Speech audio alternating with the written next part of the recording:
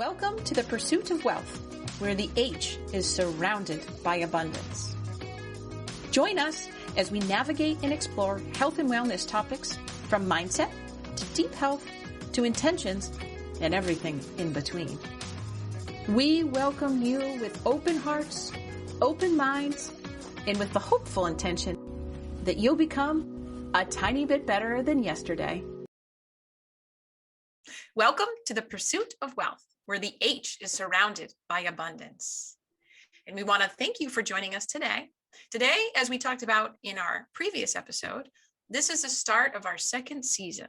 So we thank you for joining us along our very wonderful and growth-minded first season of the Pursuit of Wealth.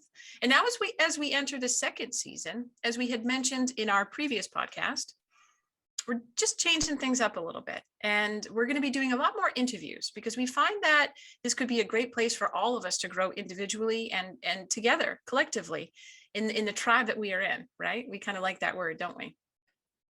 So that all being said, we wanted to spend a couple episodes in the pursuit of us. And so what does that mean? Well, that means that you're going to get to be a little bit more familiar and a little bit more intimate here with your hosts, myself, Juli, and Johnny. And because Johnny always follows direction and is always on top of things, he's going first today.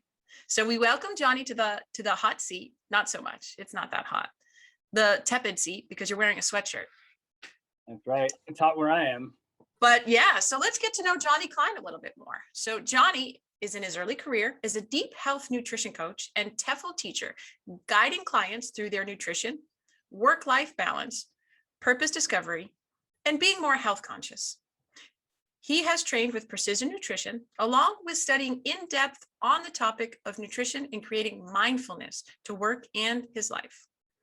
He is a host on the Pursuit of Wealth podcast, as this is the pursuit of us, right? And he lives in Vietnam with his wife. So we welcome you, Johnny, as our host, but not today. Today, thank you. You are the interviewee.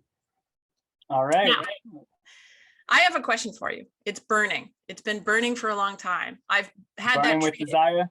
Yeah, well, that's a different topic, but the other burn is being treated topically. But this other burn is what exactly brought you to Vietnam? That is just something I've always been intrigued with. So please enlighten us.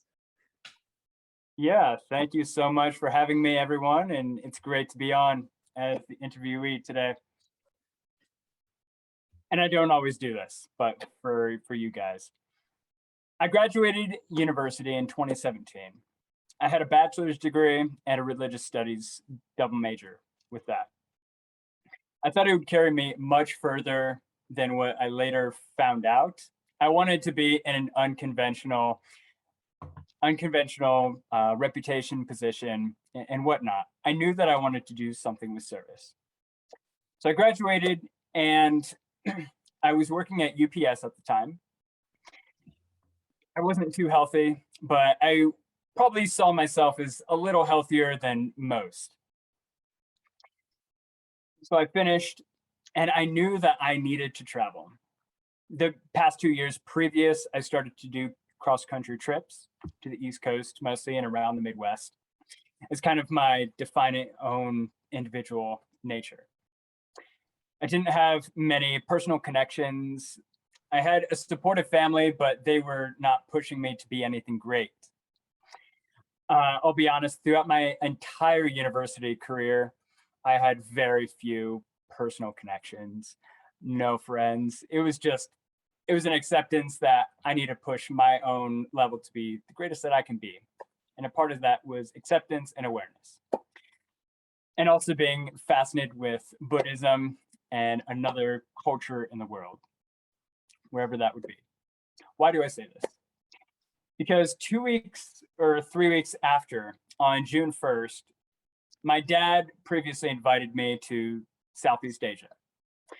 I haven't seen him for about 10 years, but we connected. We have always kept in contact, video calls, calling, and whatnot. He's an adventurous man, I'd have to say, in more ways than just travel. We won't get into that. But he invited me to go on a cross-country trip beginning in Thailand. That was in 2017. So I flew to Thailand, to Bangkok, and we spent that next month traveling around Southeast Asia. We spent about a week or so in Thailand, going from Bangkok to Chiang Mai to Pattaya, a very different part of the world. If you've ever been, I mean, on the wonderful side, filled with Buddhist architecture, temples, beautiful beaches. And also what I didn't expect is that there were a lot of girls. This is where, yeah. In that part of the world, I did not know what to expect. A lot of girls were walking around, they were asking things that I just had never been asked before, or never been asked things to do. And so that made me really realize, on one sense, what values really stood for, what I was comfortable with doing and what I was not doing. It was that summer when I could really express myself, but also understand my own thoughts. My father was doing his whole adventurous thing, and that was my first international experience of my own acceptance of who I am. I was outside of Omaha, I was outside of the United States, and that just became a life mindset change, shift, whatever you want to call it, for myself. From Thailand to Laos to Cambodia, and then finally to Vietnam. Vietnam was our last destination.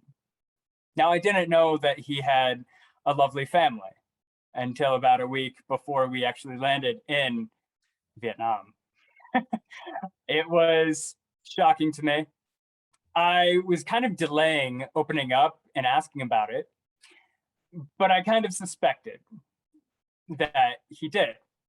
And he was honest with me. He told me that he has a family in Vietnam and that I would see them, and I just was open to it. I didn't want to be too judgmental. And so that's where we went to in Vietnam, was this small village called Kline. And well, outside, somewhere in Vietnam, and I didn't know anything about it. Later on, I was invited to a wedding with one of the friends. And that was also my first wedding. The first wedding that I went to was a Vietnamese wedding with 500 people at this wedding. I had no idea what it would be like. There was karaoke, there was music, there was dancing, there was drinking. So you fit right in. I never did any of that at all. Yes, but I was smart enough to pack a suit jacket and a nice pair of pants because, hey, you have to be prepared for anything. But in Vietnam. Right in Vietnam, that's right. At that wedding was when I met my later to be wife. I know this sounds like, but it's true. It's my life. So she was sitting at the same table as I was. These tables, to give you an image, they're round. They fit about 8 people around, and there's about 50 tables. So what are the odds of that? That the woman that later I fell in love with, she couldn't speak a lick of English at all. 1 in 50 tables at this random wedding. It was incredible. And a lot of people ask me, well, she didn't speak English, so why were you so attracted to her? It's like, why not? What is love if it's not about communication? And what is communication if there's no connection? It's all a profile that fits together.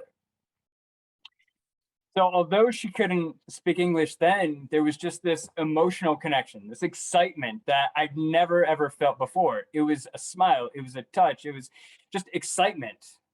Nothing sexual, nothing at all like that. Just an appreciation to be together. In the United States, I was always longing for some kind of connection, some kind of togetherness that I never got. As I mentioned to you, I grew up as an only child, single mom, and I had other brothers and sisters around the country, but never close like that. And just this one day shifted my perspective. She invited me to karaoke after the wedding, just singing random songs, a Vietnamese song. I was pushed in to sing, and I did it. It was an openness and an appreciation. After that, I thought it was just a one-off, just very fun time. It was excellent, but that stayed in my mind, and I thought that was it. Well, just by a stroke of a few chances, there were a few more that I could meet her again, and just to talk, to be with her, and just she could show me like her house for her family and where she worked. She worked on top of a mountain, the mountain that we're at here. And I had to climb that damn mountain, which the first time was about 2.5 hours. But that was my own dedication because I was so infatuated with getting to know this woman that couldn't speak a lick of English. Again, a deeper connection. I stayed in Vietnam for about another 2 weeks before my dad and I, we all said our goodbyes. And it was a bonding experience between my father and I, but also on a deeper level that I don't think he did not understand it because he was on his own level, I was on mine, but he didn't think that I would ever come back here or that I would actually have a relationship. The thinking was that it was just a cute little fling thing. For my mind, I didn't know where I would be after that. I had to make a choice when I came back to the United States. It might have been just a texting, but after 3 months or so of actually getting to know, I was left with this division within me. At that time, when I came back, I knew that I would not be living in Omaha, Nebraska anymore. I was done with that place. I lived there for 10 years. And I knew it would either be Cleveland, Ohio, because I had an AmeriCorps position that I would accept, or it would be Colorado, because that's a place where I had family. I loved it. Beautiful mountains, excellent adventurous things. And the day that I came back, I was supposed to move to Ohio. I didn't tell you this, but before I left to see my dad in Thailand, I moved all of my shit, all of my stuff to Ohio because I was expecting that I would get a damn position. So it was all in storage. The day that I got back, they canceled my position. They said I wasn't contacting them because I was flying. So they're like, well, we don't have a position for you. And so good luck. Good luck with your search. I already signed forms, by the way. But so from Omaha to Ohio was 16 hours. Drove straight through. And then I just made the decision and drove to Colorado to see my sister. And that was a whole adventure of itself. Yeah, I love to see the Midwest, and I had pit stops on the way back. But so going through that year, I had a chance to get to know my sister a lot more, to be very personal and bonding with her, because I never lived with her before. She's older than I am, and she has her own family.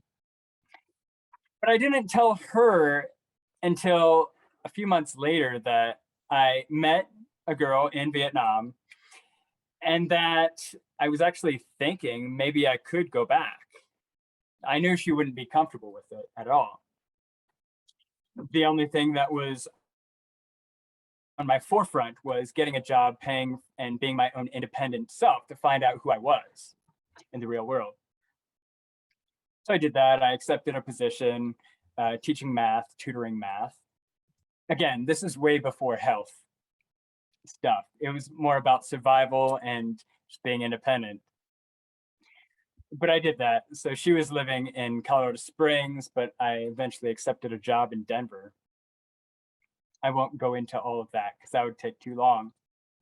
But it was about halfway through into 2018 when I made my final decision that I would be moving to Vietnam, back to Vietnam.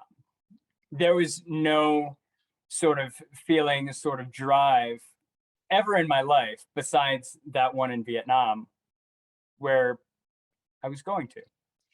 Now, I talked to my wife just about every day during that time, mostly through texting. And finally, although I wasn't making much money, I saved every penny that I could. I was counting pennies, literally counting pennies, quarters, dimes, and dollars. Because one, if you're working in Denver, shit's already expensive for rent. So I had to live in an Airbnb with 6 to 7 other people, which got hot. But I made some incredible friends and I had to make sacrifices. Number two, you're working for AmeriCorps. AmeriCorps, you don't make a lot. And they suggest that you donate blood to get some extra money, which I wasn't going to do because I didn't have an address. So I at least went to the blood drive. They're like, I put down my sister's address. They're like, oh, you live too far. You can't donate blood here. I was like, oh my God. Going through adventures like that. But it was great, you know. I lived near my grandfather. I went to all kinds of free festivals. I got a lot of my clothes, my t-shirts from volunteering at different events. Again, I love to do service. I'm in the service of others. That has been my mindset for a long time. I got my TEFL certification that summer as well, because that was the only way that I knew how to live abroad for a longer term, was to teach English. So I did that.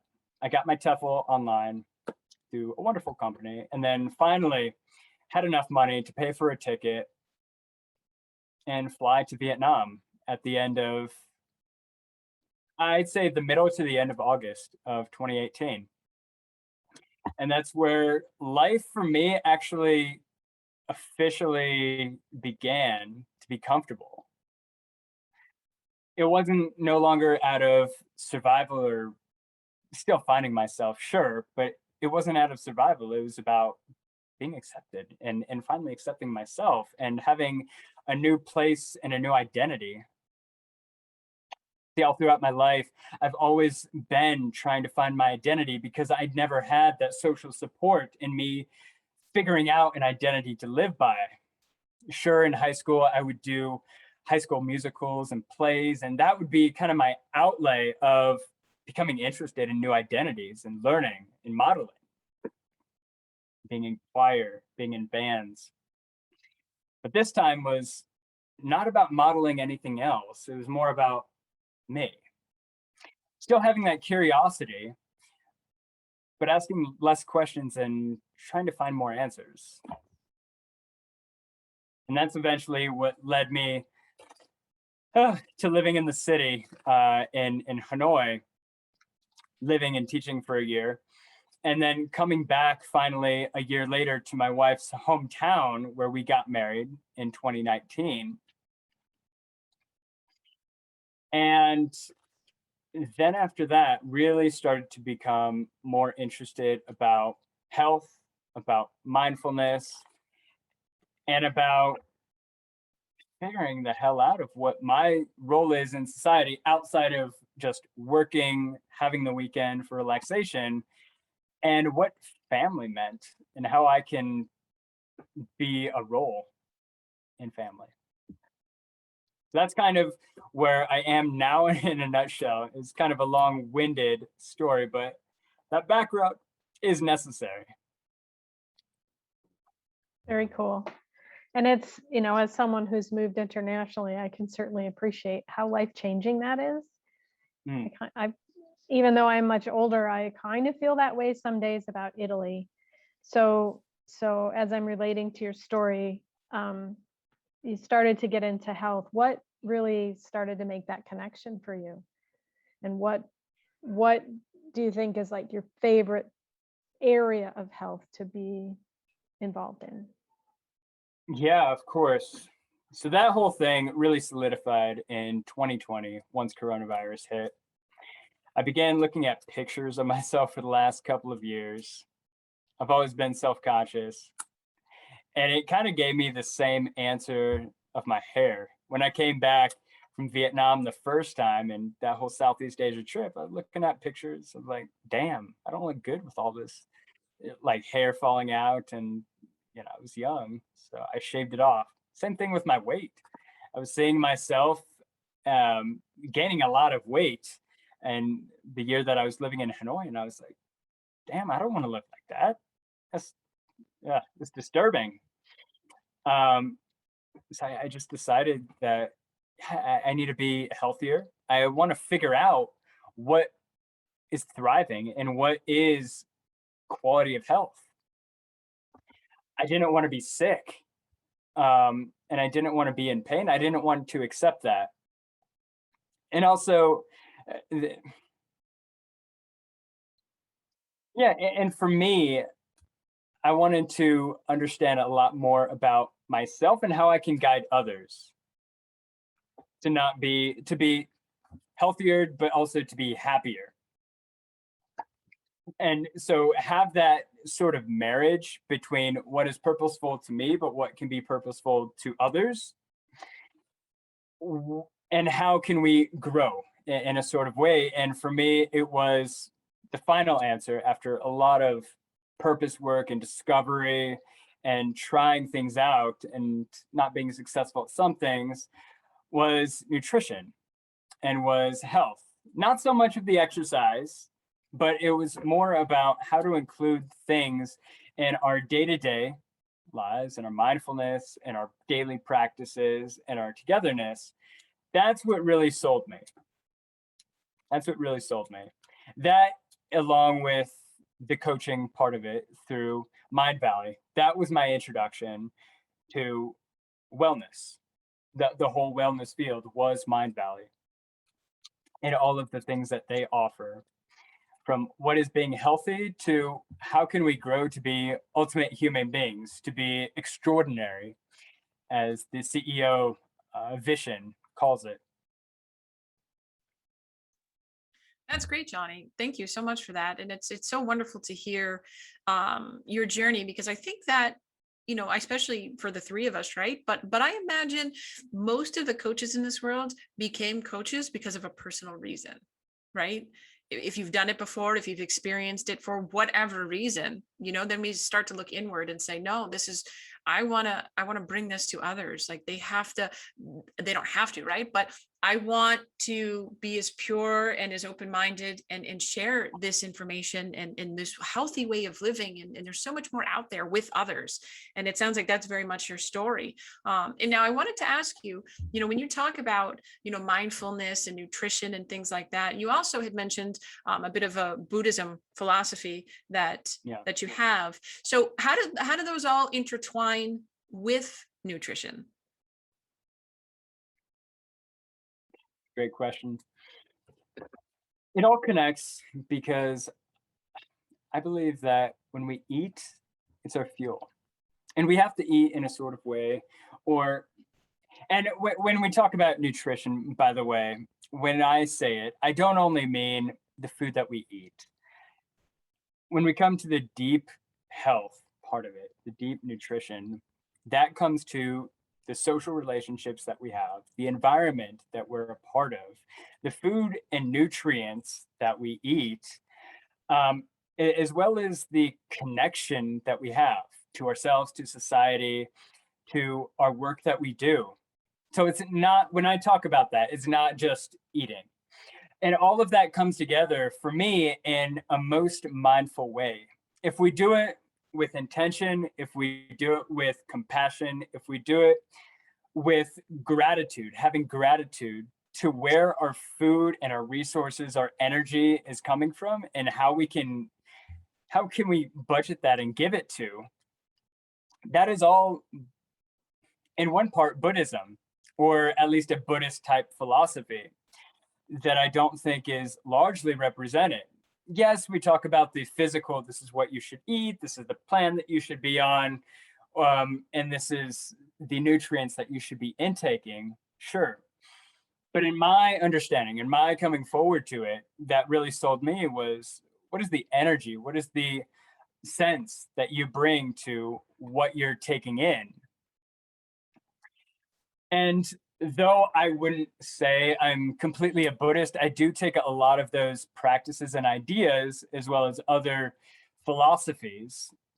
I mean, the oldest food system, science, we call it, in the world is Ayurveda.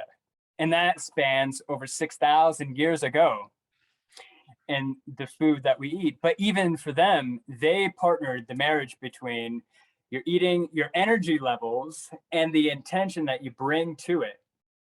And it's a scientific way of reading your energy level to what your body needs, not just on the physical level of solving your sickness or solving your hunger, solving your pain points, but to be thriving. And for me, any part of that is worth it. I'm always purpose centered. And that was another point for me is if I'm going to eat from now on, and this was not a luxury that I had when I was in America because it was survival, it was because of money. But now I'm very pointed on where's my food coming from? What was the process to get that food to me? And how is that personally being a nutrient towards my body, towards my energy, towards my clarity in mind, towards my productivity? I didn't have that luxury then, but I do now, and it shouldn't be a luxury at all. But it's an unfortunate thing that's become of it. And it's crazy that it's often talked about that low to medium income countries generally have worse health. At least that's what I was always taught. And then the countries with the most money generally have the best resources towards health and the best food. I didn't see that at all. It's so simple here. It's not a question of marketing. It's just a question of food and awareness. Having awareness is also a Buddhist idea. Awareness and acceptance, appreciation. That's cool. I love it. No, I feel that way about food too, because of course here in Italy is known for its food, right? And when I go back to the States, it's kind of shocking to see how expensive food is relative to what it costs here and how processed and manipulated it is compared to other places. I mean, what do you think was the most marked difference between the US and Vietnam? I mean, what was, obviously you were there because you enjoyed the country, you fell in love with your wife. But was there something specific about Vietnam outside of a job or your wife that really drew you in, that made you feel at home there? I mean, you've talked about some spiritual things, but I'm just wondering if there was something that really kind of stands out. Yeah, of course. I would say, all things considered, it would be the simplicity. Since COVID, I've been here in the small village about 2 years. And when I thought about like the countryside in the United States is very far spread apart and it's not that social. In the United States, I grew up in not the countryside, not the city, but the suburbs. And it wasn't very social, actually. A lot of people would stay in their houses. There would be an occasional hello. But here, my God, even in a small village, everyone's out having fun, enjoying themselves. They're walking, they're eating well, they're together all the time. I mean, without COVID, every night, as we've talked about in our first season, there'd be karaoke singing just about every night. Sure, there'd be drinking as a part of it, which wasn't my scene, but it would be just community togetherness. And that for me was far different than I saw. In the United States, it would be, and generally going out with your friends and maybe around 11 or 12 at night, going to Taco Bell or having some fast food, going to B-dubs, maybe going to a concert, which that's one thing that I miss that Vietnam doesn't have much of or as much of. Smaller scale. Those in festivals is what I love. but just that openness, and eating is not like, it's not a struggle to buy food, to buy healthy food. It's easy. One thing that was different when I was living in Hanoi was that if you wake up early enough, I'd say between 5:30 and 6, you would see a lot of old couples dancing in the park. They'd be playing line dancing music, and that was great. And then I would remember this one lake that I went around, walked around, run around, however I was feeling that day.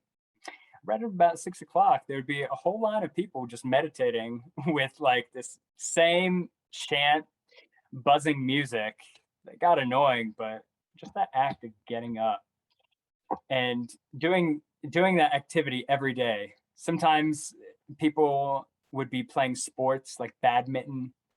I never saw that in the United States, and it was also a feeling that I had in Thailand as well. Was also that community and openness and localness of it. That's what I wish, one thing that America would bring and have more of. So Johnny, perhaps you can come visit here and bring that to us and dance in the streets. I'll dance with you. Bring it home. Of course. Yeah, I'll do it. That's great. That's great. This Can't is so dance wonderful. at all, but That's let's do okay. it. Does it matter? It's still a form of expression, isn't It it? really doesn't. From what I've seen, it doesn't matter at all.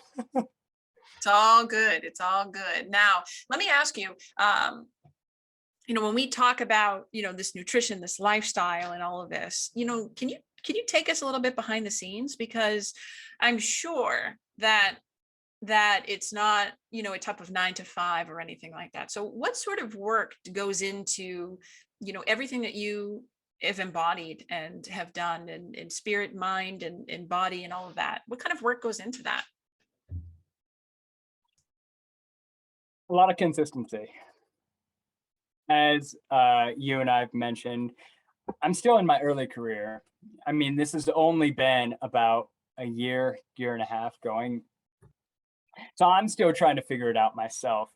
But from what practices I've done is a lot of consistency. You really have to budget out your time from connecting with people and finding mentors and finding those that have been successful and learning from them a lot so that we can be building up and scaling our own practices. In the early career, there's a lot of nervous energy going on. Am I good enough? Am I enough? Do I have what it takes? Have I studied enough? Should I be doing more? And that's a division within the coaching world as well, is you should have your experience and you should have some coaching practices and just go forward with that. You're an action taker. There's the other side of it where there's a requirement or a feeling of a requirement to have certifications and trainings, degrees, to be going forward, to be feeling confident enough. And I've seen both sides. I've talked with people on both sides. And for me personally, I'm at a place, I'm finding the marriage between TEFL teaching, but also nutrition coaching and eventual holistic coaching for professionals, for college students, international students, and early career professionals, and finding their purpose. And so for me, I do a lot of studying because that is the way that I connect with. I'm not saying everyone connects in that way, but that's the way that I do. So that's why I went through the precision nutrition course for level 1, so that I can gain that experience, so that I can know the tools and techniques, so that I can be with a proper program. They know what they're doing. There's no bullshit with it. They have excellent resources, a lot of support, and a fantastic community where I could ask questions and be open with if there's something that I don't know. That's where I found a lot of wonderful nutrition coaches that are on here today, including Juli and you, Tiffany. But alongside with that, for me to really move forward, I need to be connected with the purpose side of it. And that purpose side of it is for ultimate growth, and well-being. And having that not only be my work, but also my passion and the way that I can grow myself so that I don't cause my own burnout. And without causing burnout, I do my meditations just about every day. I do try and work out, maybe not as often as Juli or you, Tiffany, but I do try and work out 3-4 times a week whenever I can. And above all, eating well, eating mindfully, and being an asshole about my nutrition. I'll be frank with you. And that was not easy. When I first chose to give up rice for 6 or 7 months, as well as a number of other salty snacks and sugary things, I was in the, I guess you could call it an addict, or I guess you can call it like a comfort eater. I liked my snack cakes. I liked eating the instant noodles, but I had to be a hard ass and say, there's a better way. And now looking at it, I have a much better option for myself. It's a requirement that I had to change. And I'm still working at it. And everyone has their own feeling and their own choice, their own perspective. But for me, it comes with being a hard ass, if I can sum up. Yeah, that's true. Meditating so that I can separate my frustrations, my feelings, whether good or bad, with my own personal way going forward. And also finding a way to be connected with myself, with my family, with my decisions, or whatever have you. Cool. I love that consistency. It's one of my favorite words when it comes to coaching. Easier said than done. And asshole. For sure. Yeah. So one final question. Yeah. One final question, Johnny, before we wrap up. What's something interesting about you that maybe not everybody knows that you're willing to share? Something interesting about me? Something about you, your past, your philosophies, something that not everybody knows. That's a great question. I don't know if it's interesting, but I'm just at a place where I'm completely open. I'm a vivid dreamer. I have constant vivid dreams that honestly teaches me a lot about myself. That's really a cool thing because I know not a lot of people remember their dreams. Oh yeah. I don't journal them as much, but man, I tell you, when you get into it, it's not tripping out like on psychedelics, but Yeah. it is a pretty good experience. That's cool. Very cool. And I guess, yeah, being connected with nature, which is something that I hope we can all do, and I can do a lot more because there's really something special to it. Yeah. That's where I'm driven most. Cool. Johnny, to that point, I just wanted to bring up real quick. Have you ever heard of Charlie Morey? Nope. Never heard of him. He is the pioneer of lucid dreaming. Well, maybe not the pioneer, but he has written a couple books about lucid dreaming and how to harness actually being aware that you're lucid dreaming and manifesting that into somewhat of a reality to heal, to do all sorts of things. He said he healed his eyes by lucid dreaming. I've actually read quite a bit of it, and I sort of fell off trying to do it because it was like, it's just not working. And that was just my own, whatever. But at some point, that consistency word again. Yeah, exactly. Right. But there's a whole method and everything to actually become lucid within your dreams. And I'm just bringing that up because I find it to be such a fascinating thing. But explore that a little bit more.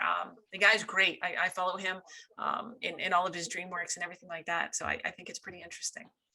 Yeah, of course. I'll look him up. I've done quite a bit of practice this past year with visualization as well, and working with those techniques. One fantastic book that I recommend everyone check out is by the guy, I think his name is Robert Pulos. I think that's how you pronounce it, but he has 2 books, The Power of Visualization and Beyond Hypnosis.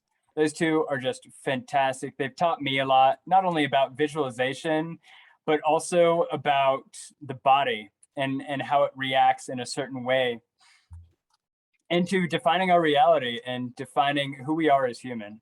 So That's great. We should, we'll link those in the show notes, the couple of resources that we had mentioned there for you all. But Johnny, this has been great. I mean, I felt like I knew you, but now I realize you've really been holding back from me and from Juli. So we'll have a different conversation about this after the podcast. do it. But until then, we just wanted to say thank you for being so open and vulnerable with us and sharing your story. I feel a deeper connection with you. I loved learning about how you met your wife and how serendipitous love and life truly can be if you are open and aware of it. I mean, I think that's wonderful. So give your wife a hug from me. Maybe from Juli too. I don't know. For me as well, And, yeah. Oh, yeah. Yeah. Oh, there I'm you a go. hugger. I'm a hugger. So there you go. So give her a hug. Tell her that we're happy to that she's in your life and all of that. That's such a wonderful story. And thank you so much again for sharing. As we mentioned, this is the pursuit of us, and so that was a great way to introduce us, right? As you, not as we, but as you. So thank you very much, Johnny. And we welcome you all to join us again next week as we continue the pursuit of us with the one and only Juli. You thought I was going to say me. I almost was going to say me just to kind of throw you guys off, but we'll get to put Juli in the hot seat, and then I guess I got to go there too. So Yes, you do. stay tuned for that. And then we have some great guests coming up. And thank you so much for being a part of the pursuit of wealth. And as always, we hope that any of our conversations now, today, for the future will just help you be 1% better for yourself every